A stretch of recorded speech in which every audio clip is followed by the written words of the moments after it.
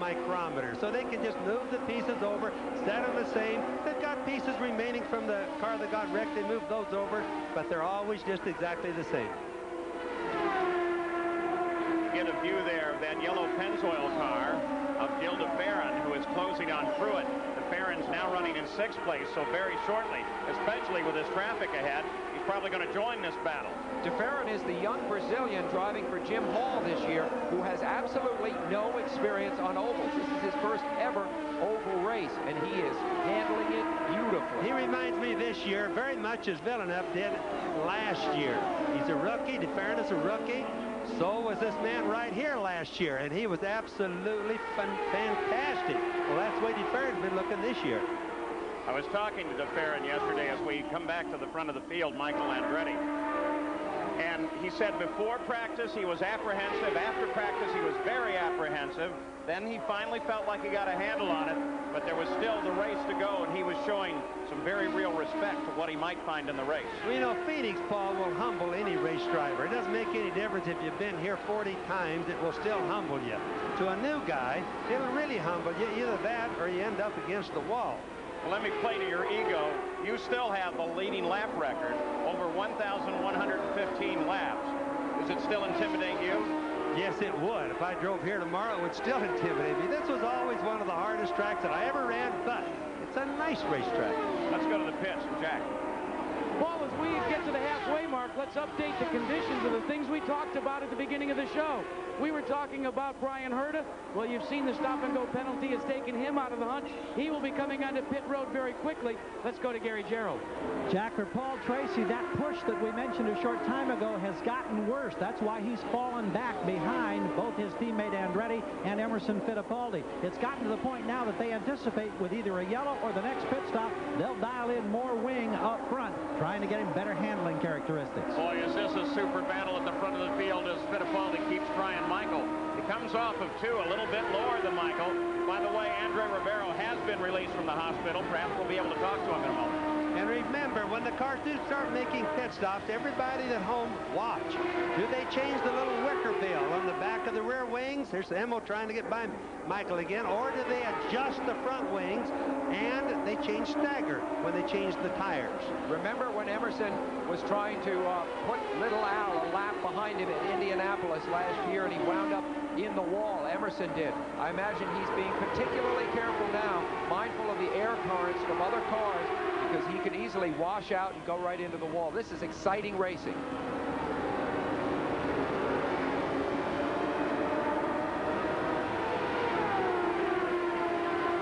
View back for Michael. That's Emerson closing.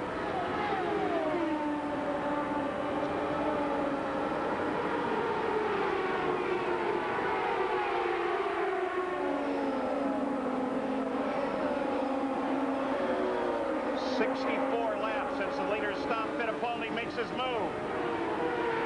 They get Michael caught up behind the slower car of Cheever, and it pays off for Fittipaldi. Easiest way in the world to make a pass here. But as you watch, Fittipaldi was trying to run a little bit off from Michael all the time there while he was figuring out where he's going to do a pass. That's trying to run the clean air. That's trying to get more good air to the front wing. Plus, the radiators need a little good air every once in a while to cool the engine. So Fittipaldi now takes the lead. Just imagine, Paul, when we're running here, we're boarded with Michael Andretti right there. When we're running behind another car, the exhaust, over 800 horsepower, is coming out, and it runs right into the guy behind, so it affects the wings and the radiators. Past the halfway point, 94 laps to go. Fittipaldi, followed by Michael, Paul Tracy, Scott Pruitt. Jacques Villeneuve, the top 5 have been in contact the whole way.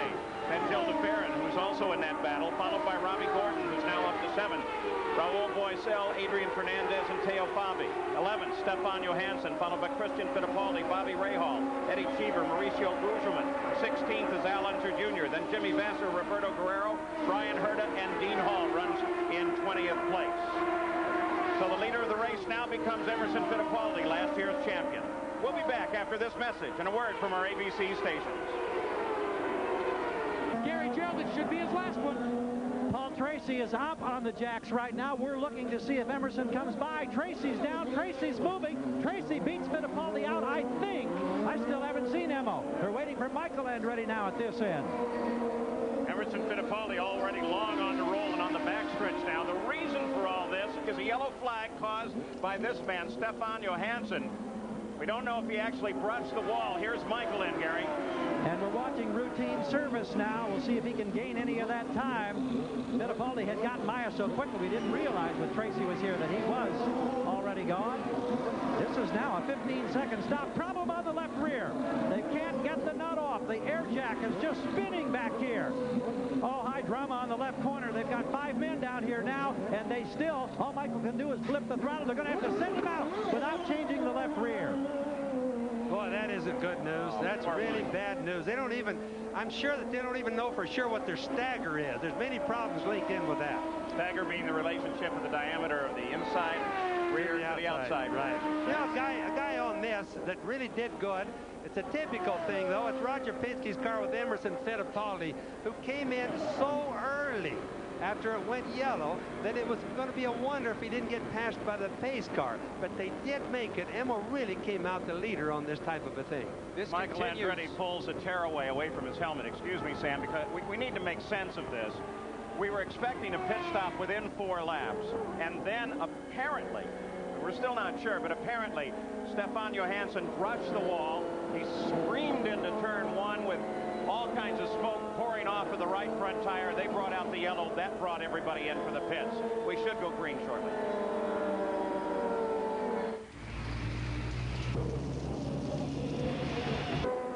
Back at Phoenix, still under caution. Tonight here on ABC, it's a special hour of America's Funniest Home Videos, followed by an all-new episode of America's Super Couple. Lois and Clark, and then Eddie Murphy, Robin Givens, Halle Berry, and Martin Lawrence guest in the New York premiere of Boomerang. That's all tonight, prime time, right here on ABC. Still under the caution. Let's go down to the pits and Jack. Well, Paul, first it was a wrecked Alumex car for Tony Bettenhausen's team in practice, and now a second one. Stefan Johansson, what happened? Well, I was just minding my own business, you know, going through turn 3 and 4 at the same pace, keeping my line, and all of a sudden Jack Villeneuve was there on the outside trying to pass in about a 2-foot hole. I don't know. Gary Gerould, let's check in with you before we go back to green. And very quickly, Jack, look at this. This fell out of the radiator of Paul Tracy's car. You talk about debris. He hit this somewhere out there, and it's lucky it didn't cut down a tire. We're getting ready for green, Paul.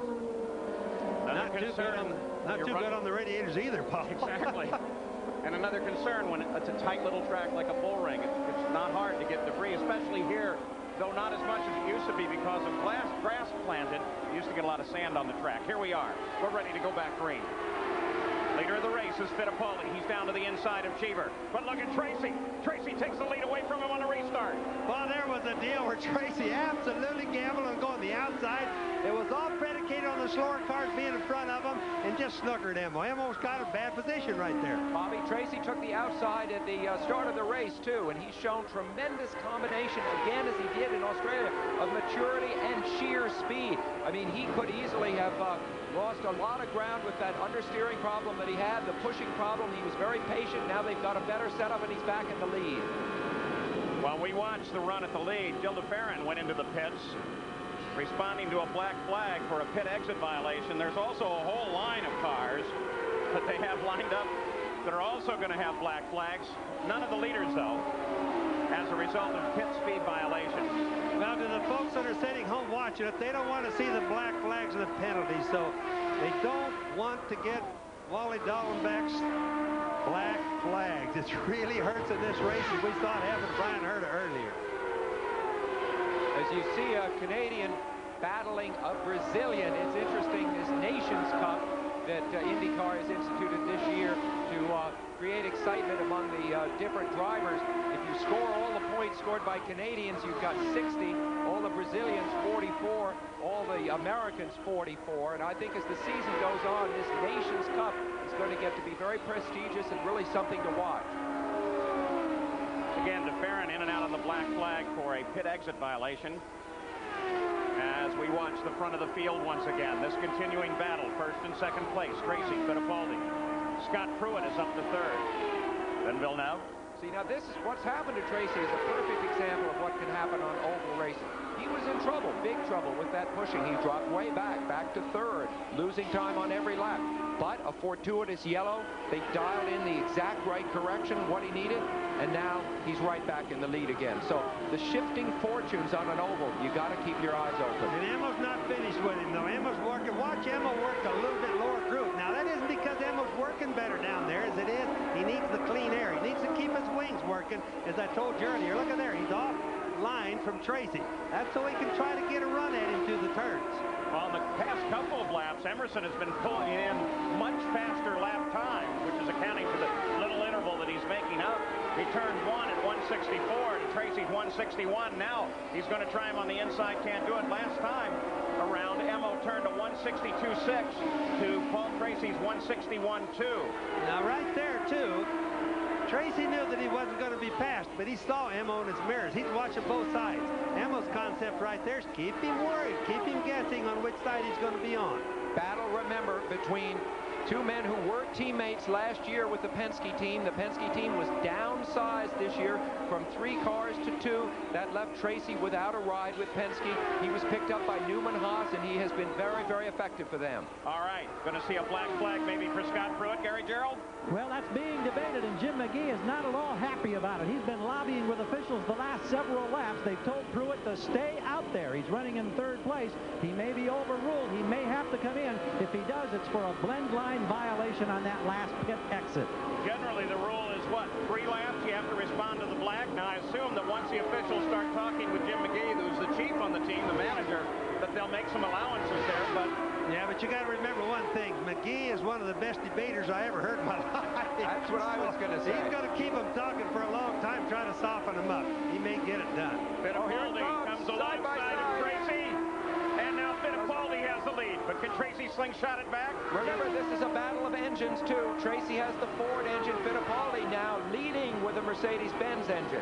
He actually was working the low groove on him. He was running in the clean air. He got him off at turn 2. He got a little run at him and got him right in the dog leg. And in that pass, Emerson Fittipaldi has run the fastest lap of the race at 169.3 miles an hour. So Fittipaldi with Mercedes-Benz is flying. Well, in a lot of ways, that answers some of the questions that we've all had for the first 3 races this year, including this one. That is, has Penske missed on his cars this year? Is there something wrong with the cars? Doesn't look like it right now. What does it tell us about Indianapolis? I tell you, you can just bet you. If cars go fast at Phoenix, they definitely go fast in Indianapolis, you said earlier, Paul. You don't miss on that. History always shows you.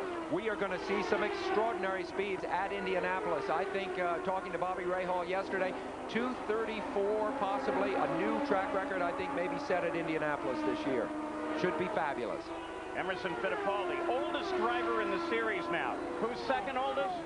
Would you believe Denny Sullivan? You're kidding. Yeah. Well, of course, you also believe that Paul Tracy, who they're battling, is one of the youngest. So you have a man here almost twice as old as Paul Tracy, just snatching the lead from him. But if you want to talk about age a little bit, let me just tell you about Emmo, the guy right there in the red and white number 2 car.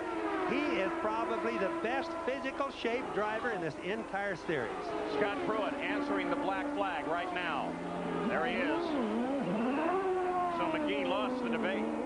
Scott Pruitt has had almost a miracle season so far with a 4th and a 3rd. He was running 3rd at the time of that black flag. That's the first bit of bad luck, the first untoward thing to happen to Scott Pruitt so far this year. Sam, I can't believe that Jim McGee lost that debate. You know, Pat Patrick just gives him that frowning look, like the mean look, and then McGee just carries it for a long time. He ought to be an attorney sometimes. We have 2 minutes. Villeneuve, Gordon sitting right behind him. This is a battle for 4th place. Gordon, of course, is one of those that did not qualify that well. He was back in the 5th row. He's now worked his way up to 5th place, and if he is able to pass Villeneuve, it will be for 4th. This is the ability to pass that we were talking about. Now, again, just so everybody knows, that's the camera shaking. The bodies on the car don't shake like that. So don't try to think that the body's coming off, because it really isn't. Scott Pruitt, by the way, did not lose a lap as Gordon slides to the inside. He did drop to 6th, but he did stay on the leader lap. And here's Gordon forcing his way past.